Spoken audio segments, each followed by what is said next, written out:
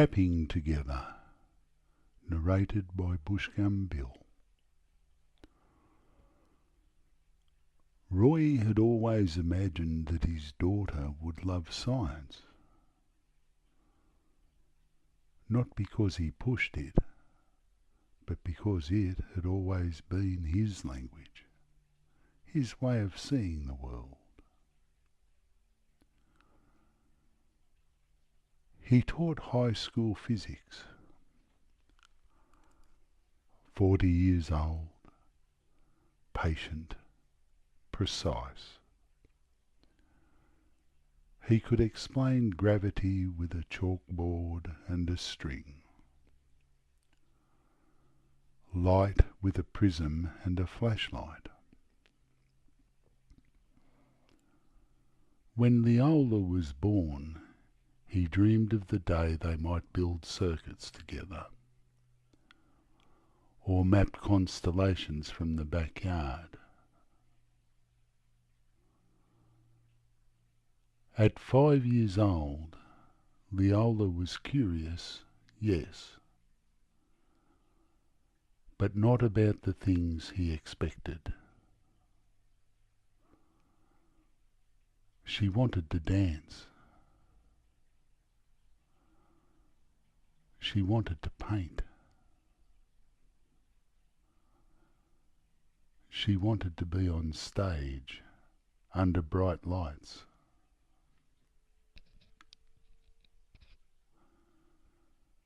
"Can I take dance classes?" she asked one morning, hair sticking up like a sunflower after sleep. Roy smiled, because he wanted to say yes, but the truth sat heavy. The classes cost more than he could give.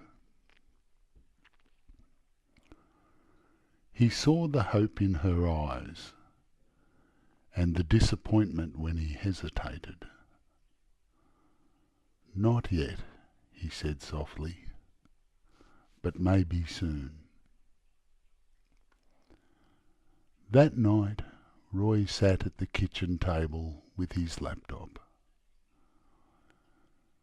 The house was quiet except for the hum of the refrigerator. He typed in how to teach tap dancing. It wasn't physics, but maybe, he thought, he could learn. Night after night, he watched videos. The screen flickered against his tired face. Feet striking floors in sharp rhythms. Instructors breaking down shuffles, flaps, and time steps. He read about Fred Astaire, about the way dancers counted in their heads, about the physics of sound waves, the transfer of energy through the floor, the precise timing of a heel drop.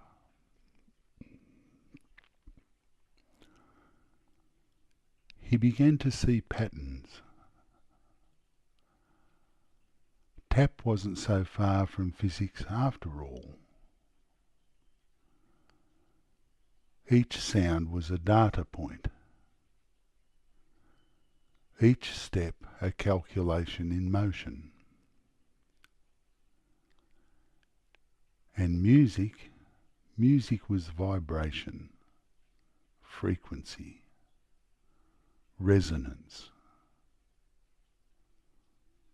He started to hum along to the practice tracks, not perfectly in tune, but in rhythm.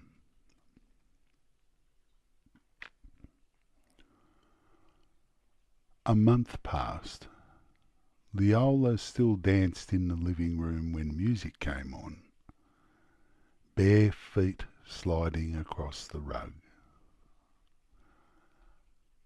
arms swinging like branches in the wind.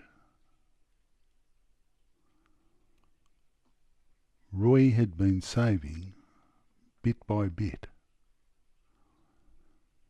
No lunches out, no new books for himself. On a rainy Saturday, he came home with a small brown box under his arm. "Leola," he called. She ran in, socks skidding on the floor. "What is it?" He knelt down and opened the box. Inside, a tiny pair of black tap shoes. Shiny, waiting. Her eyes widened. She touched them like they were treasure. "Are they for me?" "Yes," he said. "And—" He reached behind him. Another box, larger. Inside, his own pair. "But you don't dance," she said, laughing. "I do now," Roy said.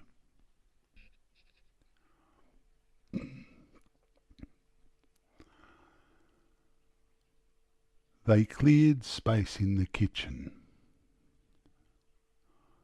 moved the chairs, rolled up the rug.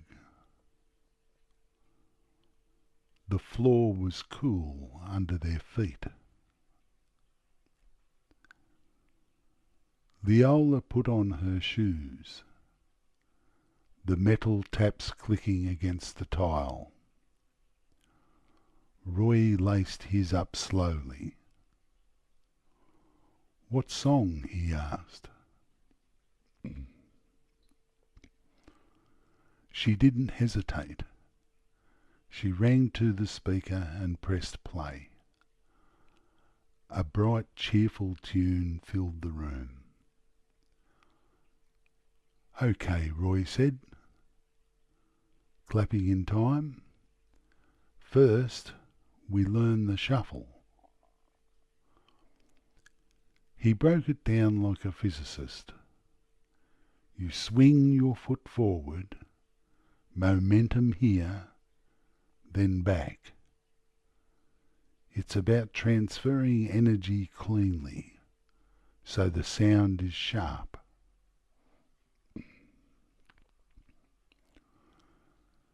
Leola copied him. Her small feet flicked forward, then back. She giggled when the taps rang out. "Good," he said. "Now the flap. Brush forward, step. Brush forward, step. Think of it like a pendulum. You push, then you land." They practiced, slowly at first, then faster. The taps began to line up with the beat. He explained time steps like equations. 1, 2, 3, and 4, 5, 6, and 7. His voice counted steady over the music.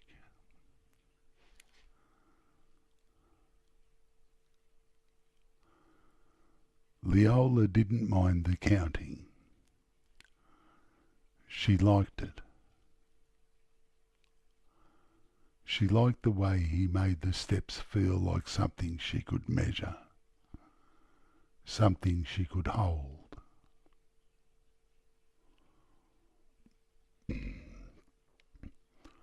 They danced until the song ended, and then they played it again. By the third time through, they were laughing. Roy missed a step and spun too far. Leola's shoelace came undone and she nearly tripped, but neither stopped smiling. Later they sat on the floor, shoes in their laps. The rain had slowed outside, leaving the windows streaked with silver. Leola leaned against him. Her hair smelled faintly of soap. "You're good at teaching," she said. He smiled. "I'm better because of you." She tilted her head. "Why?" He thought for a moment. "Because you showed me there's more than one way to understand the world," he said. "And sometimes the best way is to dance in the kitchen."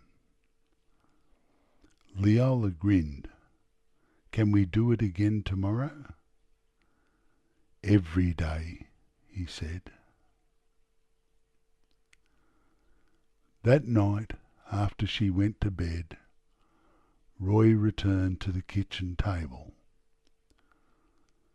The shoes sat there, catching the low light. He thought about how, in physics, you could predict the motion of a pendulum, the fall of an apple, the path of a planet.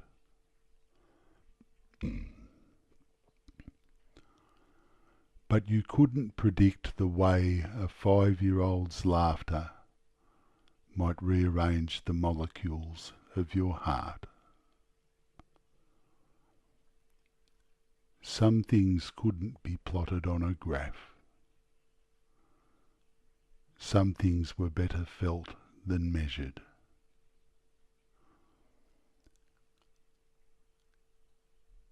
He closed his laptop,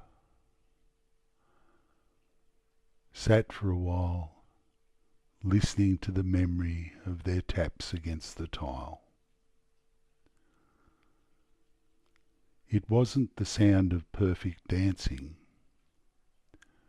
It was the sound of two people finding a rhythm together. And that, he thought, was all the physics he needed to know.